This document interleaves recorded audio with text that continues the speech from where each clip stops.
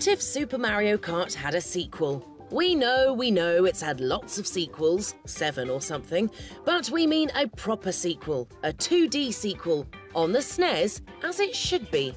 Well, it actually did, sort of. This is Mario Kart Super Circuit on the Game Boy Advance, the least played edition of Mario Kart in history, but quite arguably the best.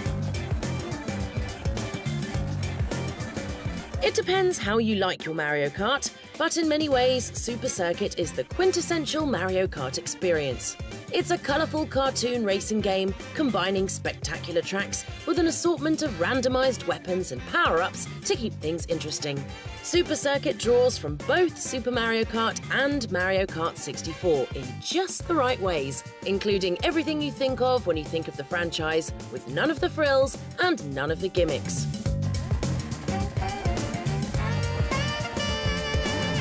That means it's one of the purest entries in the series, and by far the most generous. Not only does Super Circuit feature 20 brand new tracks across 5 cups, it also includes the 20 original tracks from Super Mario Kart, remade and reorganised into 5 more cups, which means 40 total tracks across 10 cups, a franchise record. The same 8 characters return from Mario Kart 64, and they're equipped with the same weapons and power-ups too. It's all classic, which means if you've ever played a Mario Kart, you should fall right back into the groove.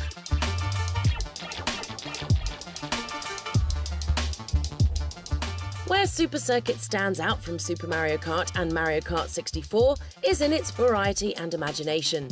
Considering the technical limitations of the Game Boy Advance, what the game offers is very impressive. There are ideas and features in Super Circuit that no other Mario Kart has even attempted, like weather conditions and a changing time of day.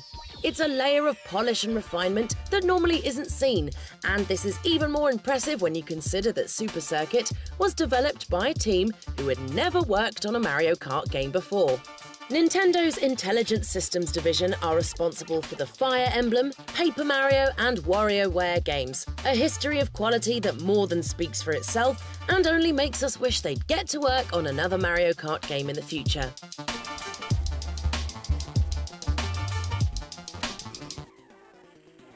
There are few better multiplayer games on a handheld either, certainly not from back in 2001.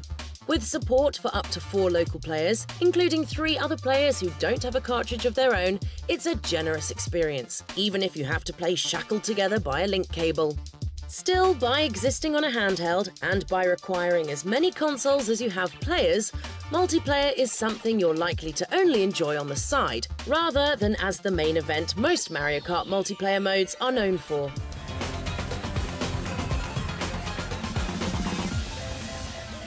Not to worry though, because Super Circuit is designed to be a portable game first and foremost, and it's actually at its best when played alone. Like Mario Kart 64, Super Circuit poses quite a challenge at its hardest difficulty, but unlike Mario Kart 64, this never feels broken or unfair. The top of the grid is always competitive, with many finishes coming down to a heart-stopping, desperate scramble. What helps the accomplishment of winning is the way the game is designed closer to the original's philosophy. Racing first, power-ups second. Tricky corners, boost pad placements and assorted hazards, this is probably the best game in the series for fans of checkered flags.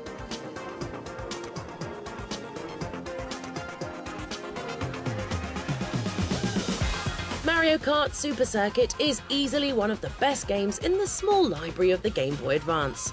It blends together almost everything that matters about the series and adds a few touches of style and confidence to finish it off. It's a shame that it remains the entry that most fans haven't played, but if you have a Game Boy Advance of any shape or size, you should definitely add this game to your collection.